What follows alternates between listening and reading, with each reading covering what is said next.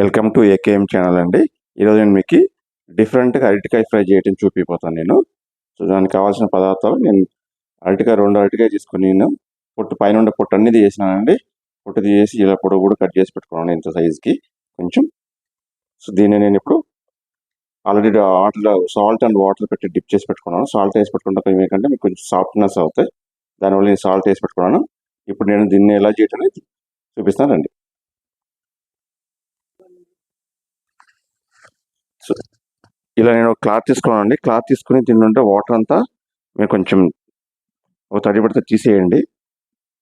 కొంచెం వాటర్ అంతా తీసేయండి, ఎందుకంటే ఇది ఆయిల్లో ఫ్రై చేసుకోవాలి కాబట్టి నేను వాటర్ అంతా తీసేస్తేనే బాగుంటుంది. లేకపోతే సరిగా మీకు ఆయిల్ చిట్టపట ఉంటుంది కాబట్టి వాటర్ అనేది తీసేయాలి. కొంచెం తీసిన తర్వాత నేను ఆయిల్ ఆల్రెడీ నేను కడాయి పెట్టి వేడి చేసుకున్నానండి. ఇప్పుడు నేను దీన్ని ఆయిల్లో ఫ్రై చేసుకుంటాను. అంటే ఆయిల్లో ఫ్రై అంటే ఒక 80% ఫ్రై అయితే చాలు. మీకు ఫ్రై చేసుకుంటాను, ఇప్పుడు ఆయిల్ డిప్ చేసుకుంటాను. సో ఇప్పుడు ఇది అయిపోయిందండి. 80% నేను ఆల్రెడీ ఫ్రై అయింది ఇది. ఇప్పుడు నేను వేరే కడాయి పెట్టుకున్నాను, వేరే కడాయి పెట్టి స్టవ్ అంటించుకున్నాను. ఇప్పుడు దానిలో నెక్స్ట్ ప్రాసెస్ ఏమని చూపిస్తాను. దాన్ని అన్ని ఇప్పుడు దీన్ని తీసి దాంట్లో యాడ్ చేసుకుంటున్నాను. సో ఇది అయ్యిందండి. ఇప్పుడు నేను దీనికి కావాల్సిన పదార్థాన్ని వేసుకుంటాను. నేను ఇప్పుడు తగినంత సాల్ట్,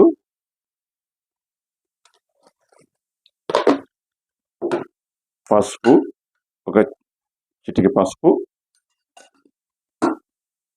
ఒక చిటికి ఇంగువ, ఒక హాఫ్ స్పూన్ గరం మసాలా, ఒక హాఫ్ స్పూన్ అంత ధనియా పౌడర్,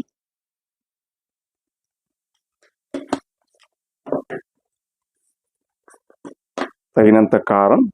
కారం ఏమంటే ఒక స్పూన్ వేసుకుంటున్నాము. మీకు ఎంత కావాలో మేము వేసుకోవచ్చు, కానీ మేము కారం ఎక్కువ తింటాం కాబట్టి ఎక్కువ వేసుకుంటాం.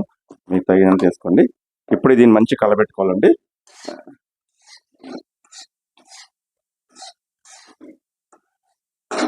ఇలా